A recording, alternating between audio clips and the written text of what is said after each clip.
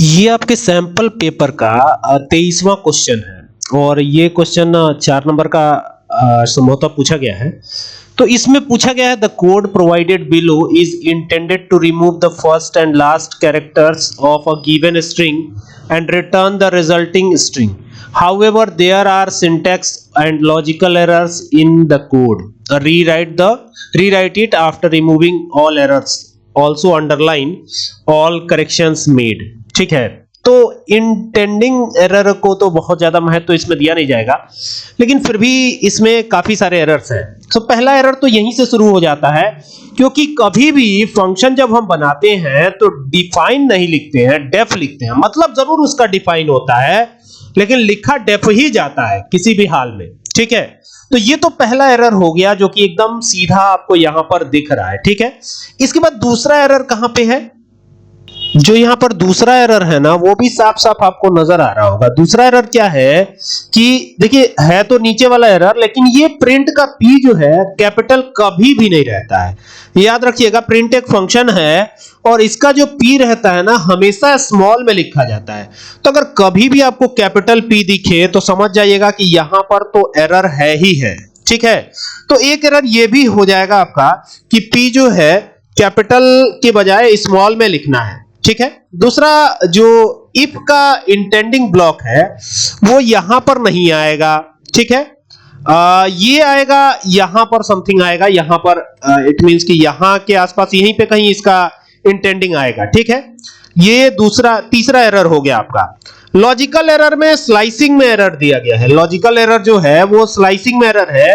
यहां पे देखिए, ये 1:-2 लिखा हुआ है। ठीक है, यह लास्ट से 2 कैरेक्टर हटाएगा, -2 है तो, और हमें सिर्फ फर्स्ट और लास्ट कैरेक्टर ही हटाना है, क्योंकि यहां पे दिया भी गया है first and last character given string and देख ही सकते हैं।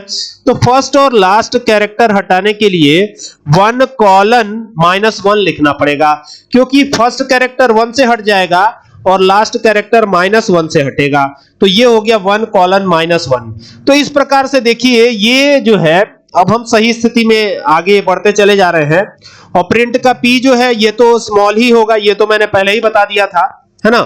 तो इस तरीके से ये एरर्स हैं, है ना। और एक एरर पॉसिबल हो सकता है, यहां पे देखिए ये कॉमा मिस्टेक है, कॉमा यहां पे नहीं दिया गया नीचे, तो यहां पर अगर कॉमा दे देते हैं तो ये भी एक मिस्टेक है। तो कुल मिला के यहां पर 5 एरर हमने आइडेंटिफाई किए, आप देख सकते हैं। और ये क्वेश्चन 4 नंबर का है, 23वां क्वेश्चन है सैंपल पेपर का, और इसको जरूर लगाइएगा आप। और अगर ये लिख देते हैं तो अब आपका एरर रिमूव हो जाएगा। इट मींस कि आपका प्रोग्राम चल जाएगा। ठीक है, देख सकते हैं ये वो करेक्ट कोड जो कि लिखेंगे तो काम आपका चल जाएगा। यानी कुल मिला के 5 एरर्स हमने आइडेंटिफाई किए इसमें। और ये क्वेश्चन 4 नंबर का है, तो 4 नंबर तो आपको मिलेंगे ही मिलेंगे इस पे।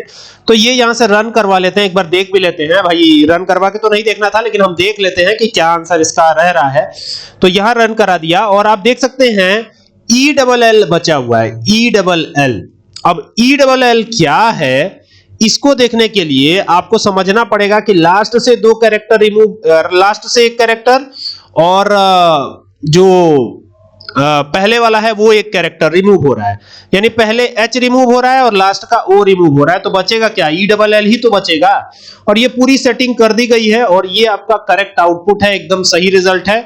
और इस तरीके से आप ये एरर्स को आइडेंटिफाई करेंगे, और यही तरीका है एरर्स को आइडेंटिफाई करने का। जितना एरर, भाई देखिए कभी कभी क्या होता है कि कोई एरर आइडेंटिफाई नहीं हो पाता है, तो अगर 3 एरर आइडेंटिफाई कर लिए तो 3 मार्क्स मिल जाएंगे आपको। ठीक है, एक ही नंबर कटेगा ना, बाकी का तो बचा रहेगा। तो पूछता बहुत आसान है। ठीक है, जैसे डेफ वाला अक्सर पूछता है, ये डेफ वाली जो गलती करी थी वहां पर क्वेश्चन में, वो अक्सर पूछता है। ये मैं आपको मॉडल पेपर का दिखा भी देता हूं कहां पर है ये। पहले तो इसको क्लोज करना होगा, ये क्लोज कर रहा हूं और ये मॉडल पेपर दिखा रहा हूं। कौन सा क्वेश्चन है मॉडल पेपर का, मेरे पास पड़ा हुआ है मॉडल पेपर, मैं इसको ओपन कर लेता हूं और फिर आपको यहां से दिखाता हूं। ये देखिए, ये है। ठीक है, तो आप देखेंगे कि यहां पर ये देखिए, ये देख सकते हैं 23वां क्वेश्चन है मॉडल पेपर का। तो यहां पर आ जाते हैं 23वें क्वेश्चन पे। ये देखिए, ये देख रहे हैं, ये 23वां क्वेश्चन है, 2 नंबर का क्वेश्चन है। हर एरर पे आपको आधे नंबर, आधे मार्क्स मिलेंगे। तो 4 ही इसमें आइडेंटिफाई करना है, हालांकि हमने 5 कर दिए। तो कुल मिला के यहाँ पे 5 एरर थे भी, हालांकि आपको 4 ही आइडेंटिफाई करना है। ठीक है, तो ये आइडेंटिफाई कर देंगे, 4 नंबर आपको मिल जाएगा। देख सकते हैं यही क्वेश्चन है 23वां। सिंपल है, आसान है। आई होप कि आपको बात समझ में आ गई होगी। वीडियो अच्छी लगे तो शेयर करें। Thank you for watching this video.